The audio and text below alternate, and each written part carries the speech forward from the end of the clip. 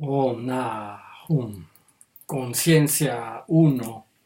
Muy buenas noches a todos los buscadores de la verdad, a todos los buscadores de la tradición, a todos los practicantes de un camino interior espiritual, tradicional e iniciático. En el programa interior hablábamos un poquito de mi proceso, de mi historia, y después de Krishnamurti y de las enseñanzas y prácticas de Gurdjieff, conocí lo que se conoció en Occidente como la mental physics o la física mental,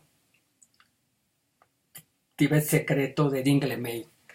Y bueno, y hay todos estos autores occidentales como Dingle May, quizás el primer occidental que estuvo en enseñanzas tibetanas,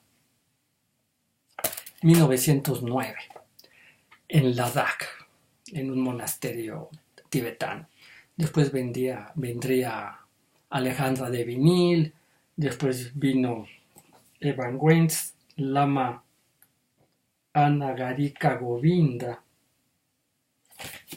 Anagarika Govinda son autores occidentales que tuvieron contacto con la cultura tradicional, espiritual, iniciática tibetana, pero que señalan hacia la tradición, son como un puente. Hay otros autores modernos interesantes, contemporáneos. Edgar Cayce, este vidente norteamericano, pues de repente él dijo, cuando le preguntaron cómo podemos meditar, practicar, y dijo, aprendan de los tibetanos. Bueno, y entonces estos autores son muy rescatables.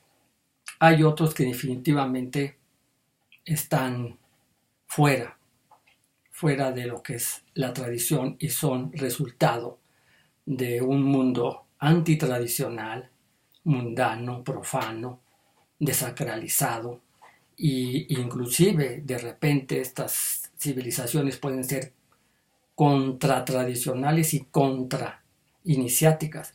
Ya si nos va bien, serán pseudo espirituales o pseudo tradicionales.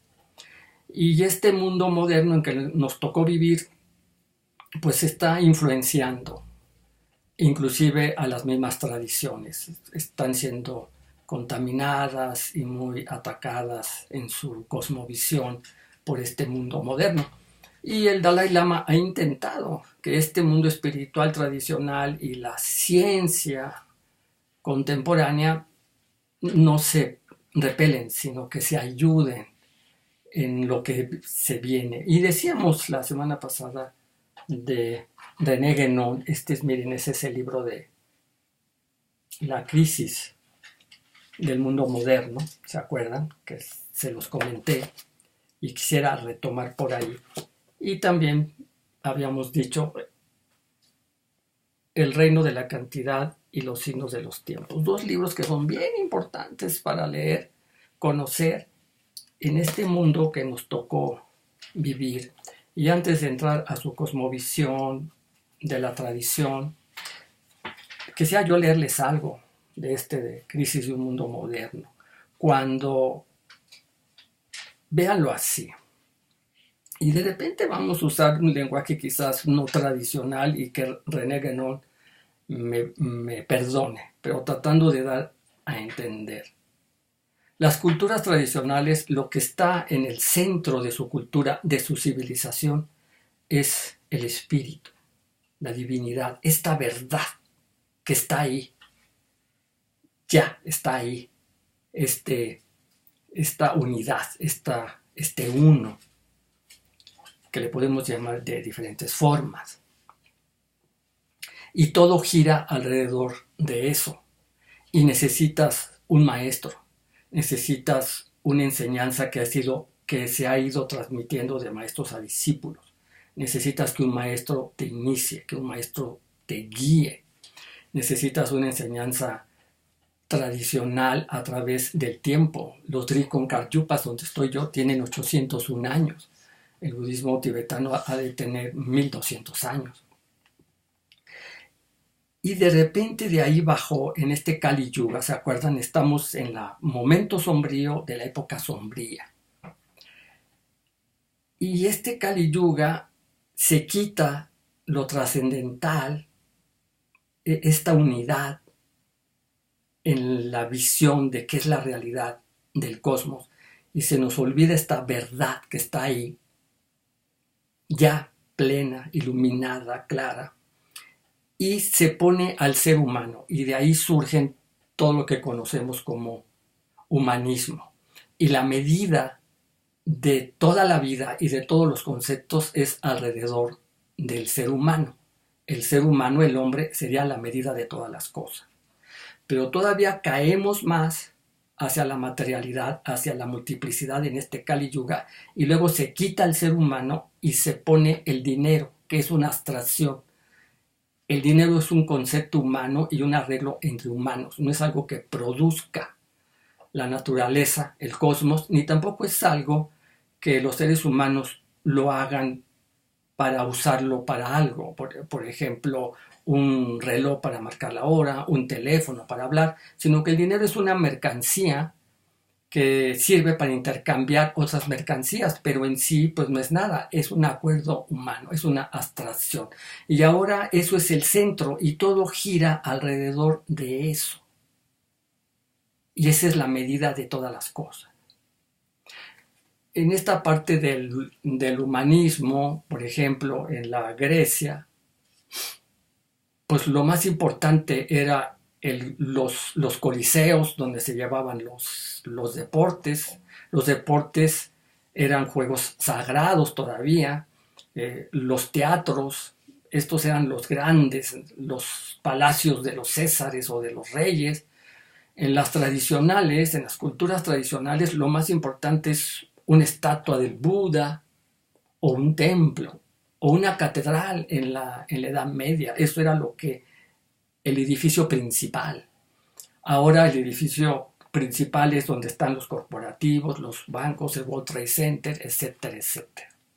Y dice, es lo inferior lo que juzga lo superior, la ignorancia la que impone sus límites a la sabiduría, el error lo que se antepone a la verdad, lo humano lo que sustituye a lo divino, la tierra la que prevalece sobre el cielo, el individuo el que se erige en medida de todas las cosas, pretendiendo dictar al universo leyes sacadas por entero de su propia razón relativa y falible. Y los evangelios dicen, ay de vosotros, guías de ciegos. Y luego dice aquí otra parte, René Guénon, en la crisis del mundo moderno. Qué época tan singular esta en que tantos hombres se dejan convencer de que se hace feliz a un pueblo esclavizándolo, quitándole lo que tiene de más preciado, es decir, su civilización, su cultura, obligando a sus miembros a adoptar costumbres e instituciones hechas para otra cultura, para otra raza, y obligándoles a los trabajos más penosos para hacerles adquirir cosas que les son completamente innecesarias. Pues así es, el occidente moderno no puede tolerar que los hombres prefieran trabajar menos y contentarse con poco para vivir. Como solo cuenta la cantidad y como lo que no hay cae y como lo que no cae bajo los sentidos es tenido por inexistente, quien no se agita ni produce materialmente no puede ser más que un perezoso. Bueno, y aquí les planteo esto que está diciendo un yogi, un meditador. Para alguien con esta visión materialista del Kali Yuga, pues es alguien que no está haciendo nada. Es alguien que no es productivo, que no produce plusvalía. Y hay que tener cuidado con este pseudoespiritualidad o pseudogrupos. También en esta época hay mucha confusión. Hay que despertar para poder autotransformarse. No es primero transformarse. ¿En base a qué? ¿Desde qué sabiduría? ¿Desde qué comprensión vas a transformarte? Gurdjieff o René Guénon son muy claros. La tradición es muy clara. solo puede haber transformación y desarrollo interior en el despertar, despierto. Entonces, lo primero es una mente despierta. ¿Qué es una mente despierta? Una mente libre. Solo una mente libre puede encontrar el camino, la verdad. De la otra manera, simplemente van a ser patrones tratando de cambiar patrones. Decía Lao Tse, pintemos las ovejas blancas, o mejor dicho, perdón, las ovejas negras, pintémoslas de blanco y ya son blancas. No, el camino es desde adentro pues, hacia afuera, pero primero hay que encontrar este despertar. Dormidos, hipnotizados, no vamos a ningún lado. Gracias. Esta es la primera parte.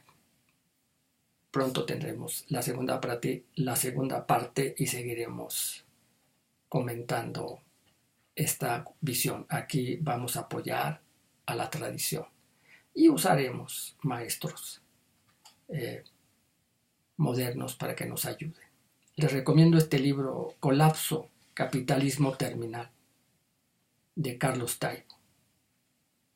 Un colapso, él propone que va a suceder entre 2020 a 2050. Saludos, buenas noches. Om Mani Padme.